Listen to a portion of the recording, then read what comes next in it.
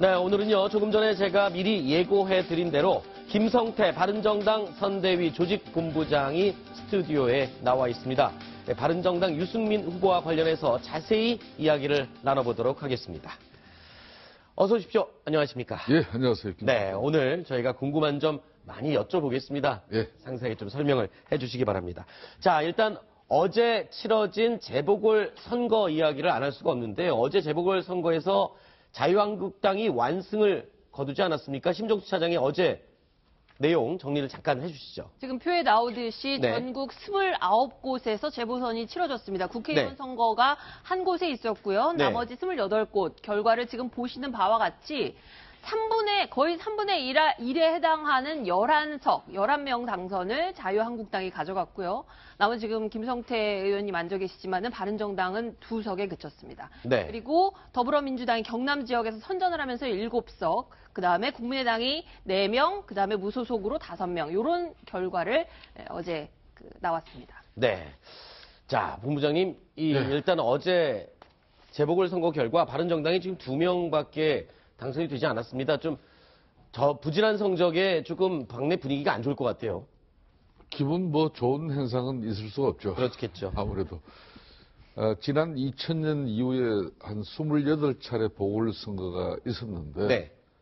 평균 이제 투표율이 한 30%가 좀 넘었었어요. 네. 어제 그런데 재보궐 투표율은 한 28%. 그러니까 평상시 28번 한 것 중에서 한 2% 정도는 빠지는데 네. 이렇다면은 이건 완벽한 조직 선거가 그러니까 조직표가 네. 선거의 반영이 된 향방을 거다.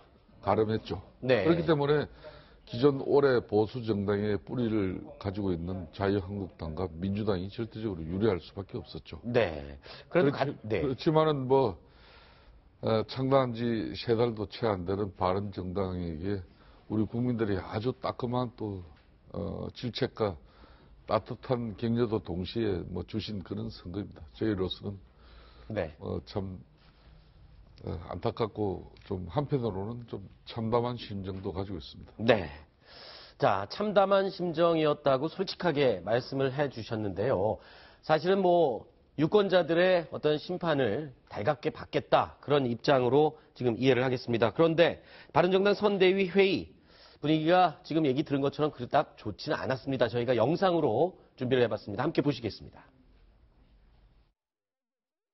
재보궐선거에서 우리 바른정당이 좋은 성적을 받지 못해서 죄송하고 안타까운 심정입니다. 선거 결과를 무겁게 받아들입니다. 바른정당이 잘못한 것입니까? 유승민 후보가 잘못한 것입니까? 친박 패권주의에 맞서서 용기 있게 광야로 뛰쳐나왔습니다. 간절하게 국민 여러분께 호소드리겠습니다. 우리 바른정당을 지켜주십시오. 유승민 후보를 지켜주십시오. 황 의원의 얘기가 와닿는 것 같습니다. 지금 재보궐선거의 성적이 부진하다고 해서 유승민 후보가 잘못한 게 있는 건 아니지 않냐 이런 이야기를 해줬는데 자 유승민 후보 요즘 대구 경북 지역에 굉장히 심혈을 기울이고 있습니다. 대구 경북 지역이 거의 상주하다시피 한다라고 하는데 어떤 활동을 하고 있는지 저희가 또 영상으로 준비했습니다. 이와 관련된 이야기도 영상 이후에 계속 이어가겠습니다.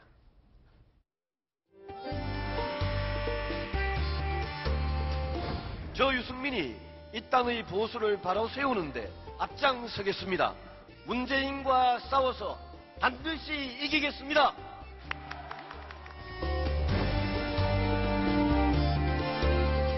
일정 중에 상당 부분은 초반에는 영남 지역의 유권자들 많이 만나고 시간을 보내는데 할애를 하려고 합니다.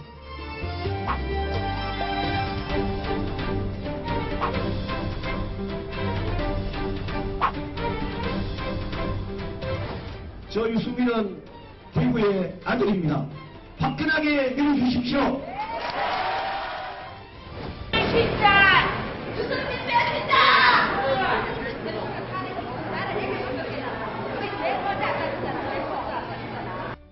고함을 지르시던 그분들은 저는 진짜 극소수였다고 생각합니다.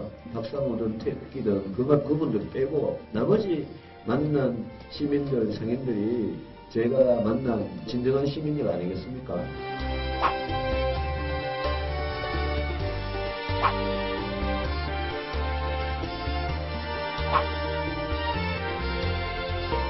제가 보수의 대표가 될 거라고 저는 확신을 합니다.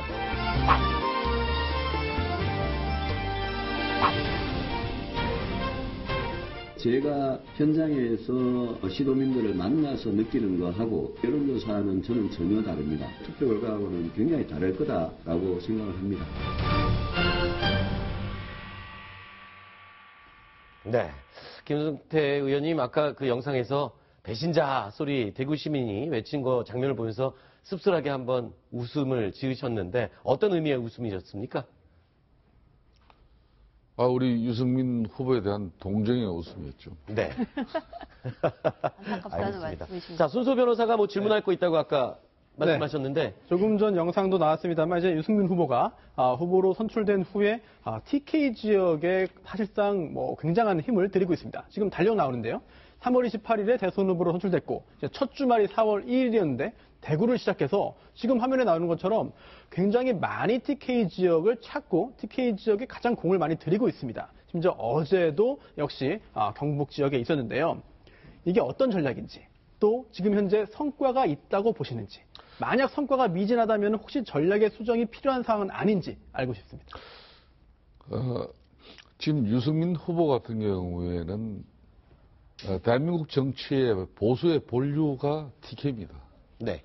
TK에서 보수의 적자가 되겠다는 그런 처절한 호소를 대구 경북 도민들에게 보내고 있는 것이죠. 네. 뭐 이걸 지금 3개월 넘게 하고 있습니다만은 아직 TK 민심은 우리 유승민 후보에게 제대로 관심을 기울여 주지 않고 있는 그런 안타까운 실정이에요. 네. 그렇다고 해서 지금 유승민 후보가 이 대구 경북에 치중된 이런 어떤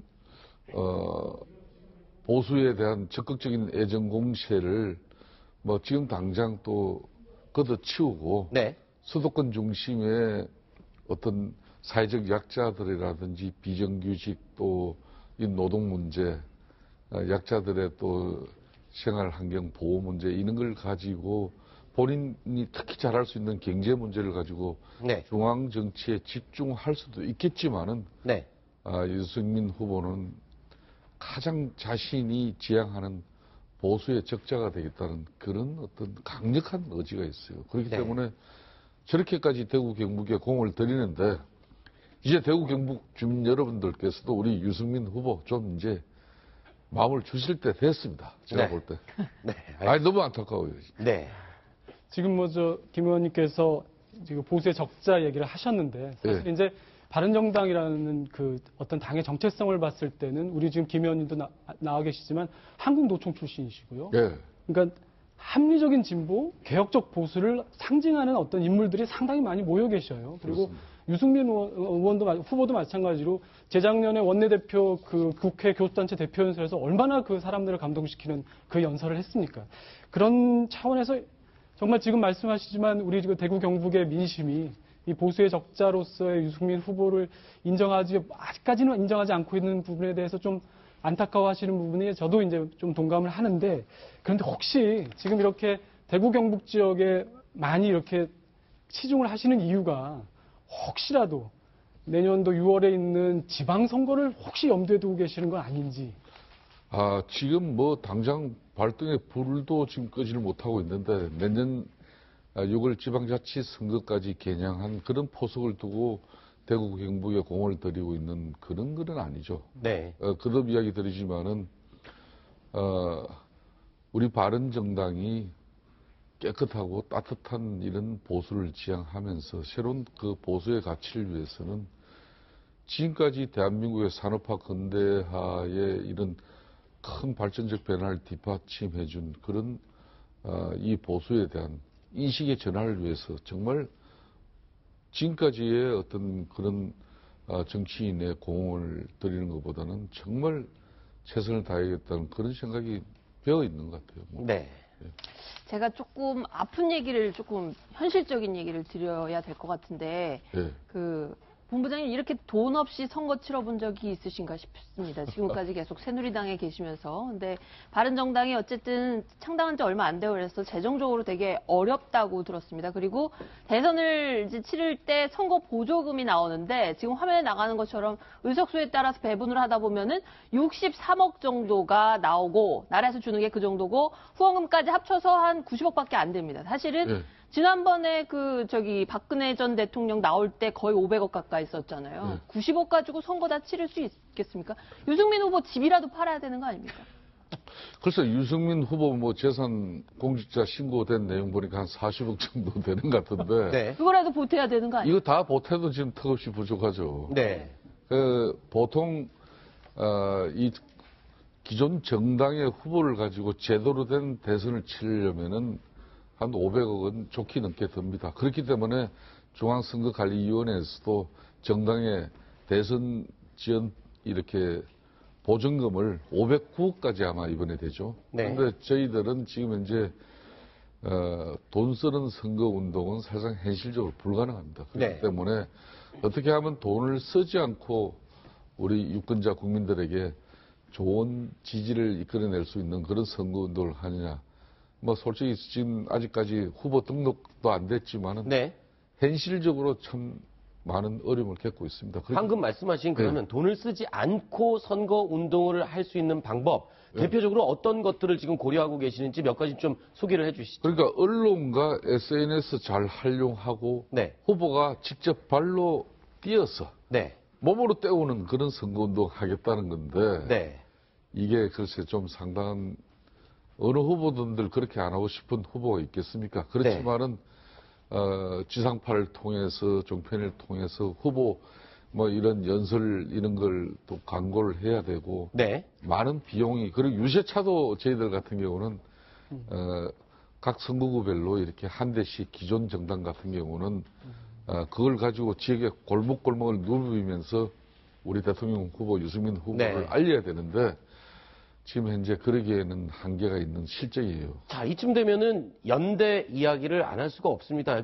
지금 완주를 한다 하더라도 지지율을 봤을 때는 이 보조금을 다시 돌려받을 수 없을 정도의 수준이 될 것 같은데 이렇다면은 연대 없이 완주하겠다라고 하는 유승민 후보의 뜻, 글쎄요. 당내에서는 어떤 분위기인가요? 그래도 연대를 해서 현실적인 부분을 조금 보충을 하자 이런 분위기는 없습니까? 유승민 후보는 본인의 자력으로 네. 바른 정치를 다시 대한민국 국민들에게 올바르게 각인시키기 위해서 정말 처절한 진정성만이 자기가 이번 선거에서 국민들에게 대하는 그런 도리이다 이렇게 생각하기 때문에 네. 정치공학적이고 후보들 간 연대를 통해서 네. 자신의 지금 어려움을 극복하고 개선해 나가기보다는 본인의 정치적 소신을 더 지금 중시하고 있는 것 같아요. 그런데 네. 그런 후보를 우리 당이 적극적으로 뒷받침하고 동료 의원들이 뭐 도와주는 게 우선이지 지지율이 지금 낮으니까 네. 당신 지금 연대의 길부터 먼저 모셔가고 찾아라 이렇게 이야기하기는 아직까지 상당한 곤란한 상황이죠. 네. 정말 궁금한데 네. 지금 바른정당이 말씀하신 것처럼 기대감도 큽니다만 홍준표 후보하고 요즘에 날 세우는 얘기들을 많이 하시잖아요, 의원님. 큰 네. 집, 작은 집 논쟁부터 시작해서 지금 잠깐 별거 중이다 그런 얘기까지 하고 물론 그 말씀에 대해서 전혀 동의를 하지 않으시겠지만 결국은 한국당하고 합당을 하지 않겠느냐, 후보 단일화를 하지 않겠느냐 이런 전망이 많아요. 사실 뿌리가 같긴 하잖아요. 어떻게 보세요? 절대 안 하실 겁니까, 정말? 오늘은 후보들 세탁기 넣고 돌린다는 이야기까지 나왔으니까 정말 갈 때까지 가는 것 같아요. 참 본인들도 후보로서 예민한 지금 시간이고 시기도 하지만은 좀 절제된 용어가 됐으면 좋겠고 네. 중요한 사실은 지금 보수 후보들 간에 이렇게 다툼을 통해서 이런 재살 깎아먹기식 이 경쟁은 저는 별 의미가 없다고 봅니다. 네. 그렇기 때문에 지금 시대 정신이 우리 국민들 유권자가 바라는 것은 새로운 정치 지행이에요. 작년 4.13 총선부터 국민들은 거대 여당, 거대 야당 이런 민주당, 새누리당, 기득권 이런 세력들에 의한 정치는 이제 더 이상 이 땅에 존재하지 않길 바랍니다. 네. 그래서 이제 뭐 지금 정치 지행이 됐는데 막상 이번 대선에서 우리 국민들의 선택은 그런 새로운 정치 지행과 함께 이런 대연정 시대를 열어나갈 것인지 그렇지 않으면은 아직까지 기존의 어떤 정치적 이런 기반을 둔 정치 세력에게 네. 국가의 미래를 맡길 것인지 네. 이런 부분에 대해서 저희들도 상당한 큰 고민을 하고 있습니다. 알겠습니다. 조금 전에 유승민 후보에 대해서 경제 전문가다라는 얘기를 잠깐 네. 해주셨는데 경제학 박사 출신 아니십니까? 유승민 후보가. 그렇다면 자, 경제 공약 대표적으로 국민들의 마음을 이끌 수 있는 당길 수 있는 어떤 경제 공약 대표적인 거 뭘 지금 준비하고 있습니까? 특히 이제 이 일자리 부분에 있어가지고 이 기업들의 일자리를 늘리고 특히 고용을 정대시키는 그런 기업에 대해서는 정부가 상당한 세제적인 지원뿐만 아니라 네. 실질적인 기업들의 이런 고정비, 즉 인건비 부담을 덜어줄 수 있는 뭐 그런 정책도 지금 준비하고 있고 네. 특히 지금까지 비정규직의 어떤 임금 차별과 고용 근로조건의 개선을 가지고 많은 뭐 역대 정치권에서 그렇게 했지만 막상 실천할 의지는 제대로 없었어요. 그런 측면에서 특히 경제 전문가인 유승민 후보는 우리 사회의 올바른 건강성을 회복하기 위해서는 이 노동의 차별이 있어서는 안 된다는 그런 관점에서 사회개혁을 상당히 앞으로 강력하게 끌고 가겠다는 그런 의지를 담을 것 같습니다. 알겠습니다. 정해진 시간이 있어서 제가 짧게 마지막 질문 한 번 더 드리겠습니다. 최순실 청문회 이후에 MC 성태라는 별명 얻으셨잖아요. 그런데 그 이후에 저 영상으로 잠깐 보시겠지만 춤을 자주 추셨습니다. 본인의 춤 모습을 영상으로 이렇게 보셨는지 모르겠는데 저 춤 당에서 시킨 겁니까? 아니면 스스로 바른정당을 알리기 위해서 그렇게 자발적으로 나서신 겁니까? 저 화면도 우리 바른정당 후보 선출 대회에서 한 건데 저는 사무총장으로서 바른정당의 지지율과 바른정당의 대선 후보를 우리 국민들이 인정해주고 띄워주는 길이라면은 저 몸 불사를 그런 각오로 이제 저 참 그렇습니다. 다시 보니까 어떠세요? 우리 집 큰 딸의 자식들 참 아버지 별걸 다 하십니다. 정말 별걸 다 하고 있습니다. 알겠습니다. 제발 국민들 우리 유승민 후보 바른정당 이제 좀 잘 봐주십시오. 예, 알겠습니다. 자, 귀한 시간 내서 저희 스튜디오에 직접 나오셔서 고맙습니다. 다음에 또 뵙겠습니다. 예, 감사합니다.